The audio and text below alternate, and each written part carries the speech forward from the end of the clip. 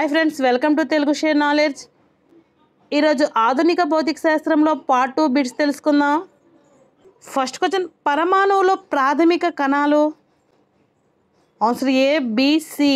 ప్రోటాన్లు, న్యూట్రాన్లు, ఎలక్ట్రాన్లు.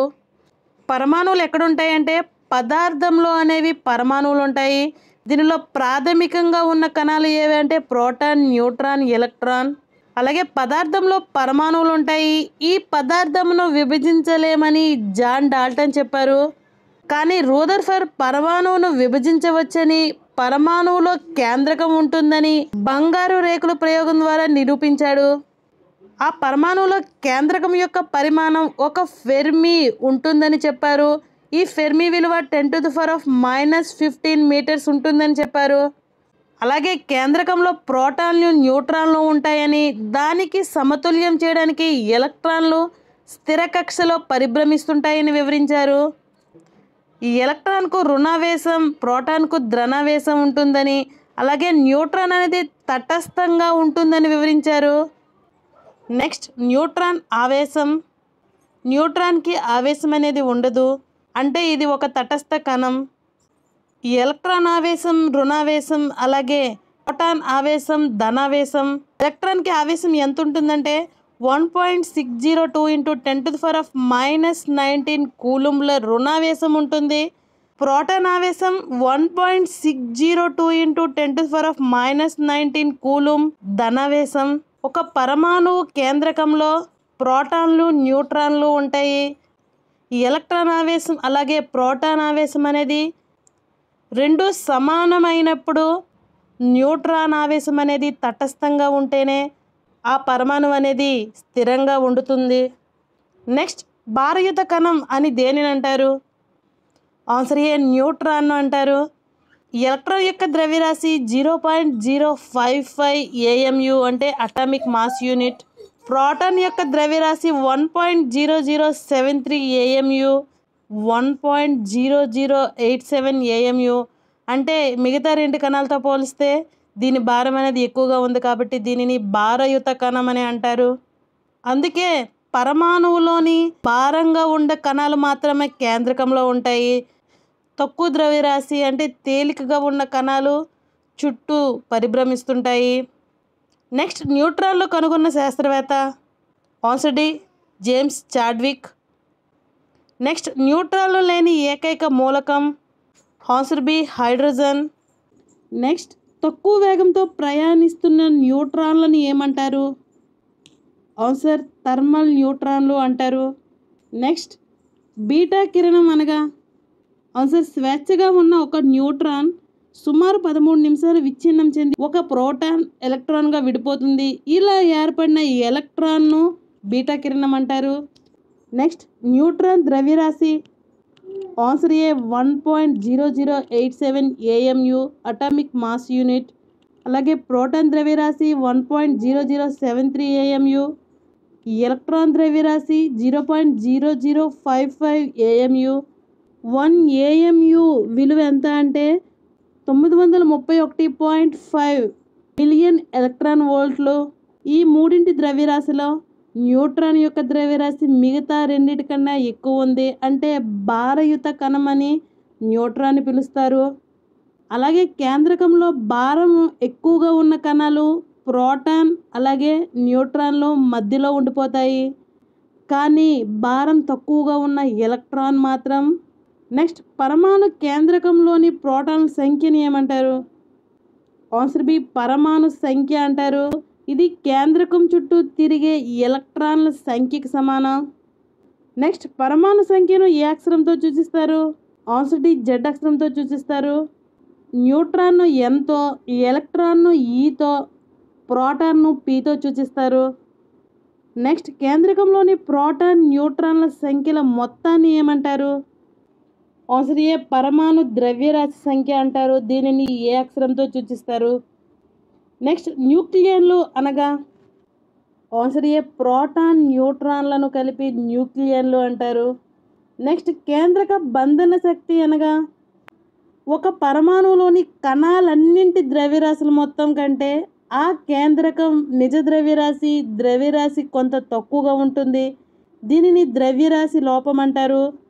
ఈ లోపించిన ద్రవ్యరాశికి సమానమైన శక్తి ప్రోటాన్లు న్యూట్రాన్లను కేంద్రకంలో బంధించి ఉంచడానికి ఉపయోగపడుతుంది. అలాగే దీనిని కేంద్రక బంధన శక్తి అంటారు.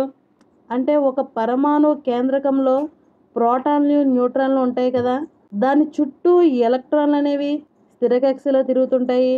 అందులో ఎలక్ట్రాన్లు తీసేస్తే పరమాణు అనేది స్థిరత్వం కోల్పోతుంది. అలాగే స్థిరత్వం కోల్పోతూ ఒక శక్తి అనేది విడుదలవుతుంది.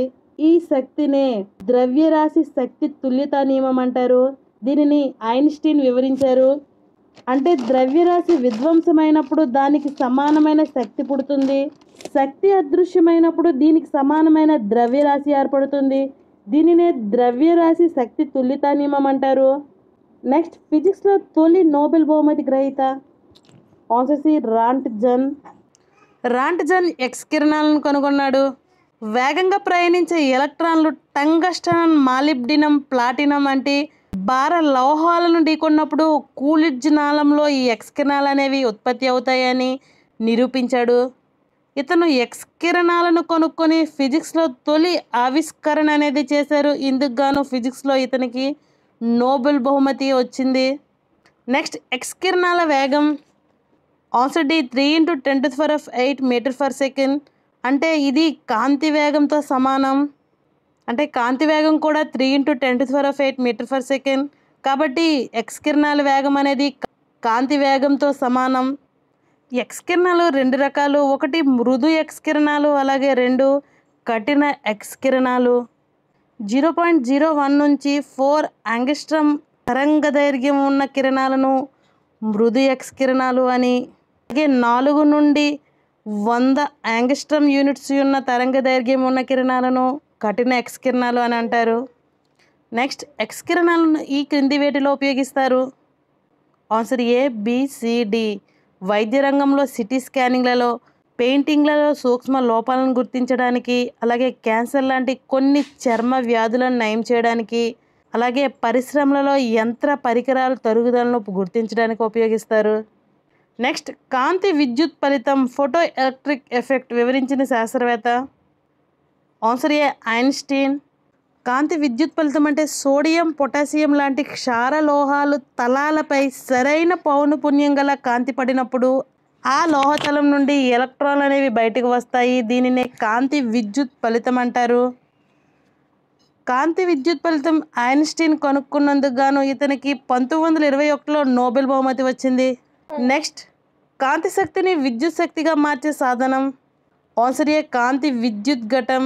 నెక్స్ట్, ఈ క్రింది వేటిలో కాంతి విద్యుత్ ఘటాన్ని ఉపయోగిస్తారు? ఆన్సర్ ఏ, బి, సి, డి. ఈ 4 కరెక్టే ఫ్రెండ్స్. నెక్స్ట్, పాజిటివ్ ధన ఎలక్ట్రాన్ అని దేనిని పిలుస్తారు? ఆన్సర్ ఏ, పాజిట్రాన్ని పిలుస్తారు.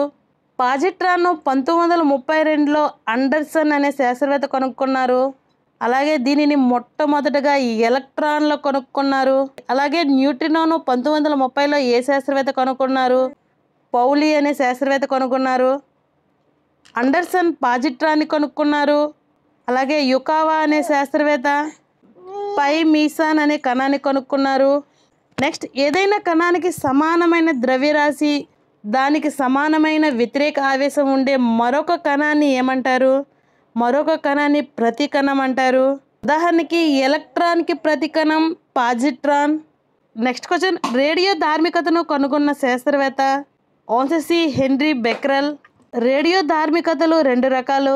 ఒకటి సహజ రేడియో ధార్మికత, అంటే వాటంతటవే రేడియో ధార్మికతను ప్రదర్శిస్తాయి. అలాగే 2 కృత్రిమ రేడియో ధార్మికత. Next, 1 becquerel ఈక్వెల్ట్.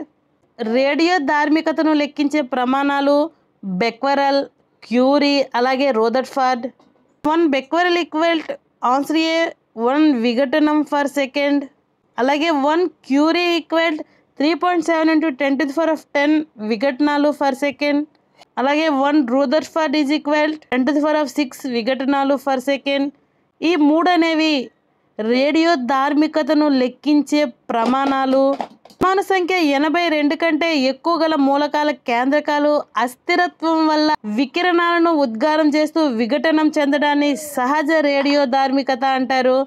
ఈ రేడియో ధార్మికతలో ఆల్ఫా, బీటా, గామా కిరణాలు అనే 3 కిరణాలు వికిరణం చెందుతాయి. పరమాణు సంఖ్య 1 నుంచి 30 వరకు ఉన్న మూలకాలకు ఆకర్షణ బలాలు ఎక్కువ, వికర్షణ బలాలు తక్కువ. అలాగే పరమాణు సంఖ్య 30 నుండి 82 మూలకాలకు ఆకర్షణ బలాలు తగ్గి వికర్షణ బలాలు పెరుగుతాయి. అదే పరమాణు సంఖ్య 82 కన్నా ఎక్కువ ఉన్న మూలకాలలో వికర్షణ బలాలు మాత్రమే ఉంటాయి. అంటే వికర్షణ బలాలు మాత్రమే ఉండే మూలకాలకు రేడియో ధార్మికతను ప్రదర్శిస్తాయి. నెక్స్ట్, ఆల్ఫా కణం గాలిలో ఎంత వేగంతో ప్రయాణిస్తుంది? ఆల్ఫా కణం అనేది గాలి వేగంతో సుమారు 10⁷ మీటర్/సెకండ్ వేగంతో ప్రయాణిస్తుంది. బీటా కణం అనేది గాలి వేగంతో సుమారుగా 10⁸ మీటర్/సెకండ్తో ప్రయాణిస్తుంది. అలాగే గామా కిరణం అనేది 3 × 10⁸ మీటర్/సెకండ్ అంటే కాంతి వేగంతో సమానంగా ప్రయాణిస్తుంది. నెక్స్ట్, కృత్రిమ రేడియో ధార్మికతను కనుగొన్నది. ఆన్సర్ ఏ, క్యూరీ.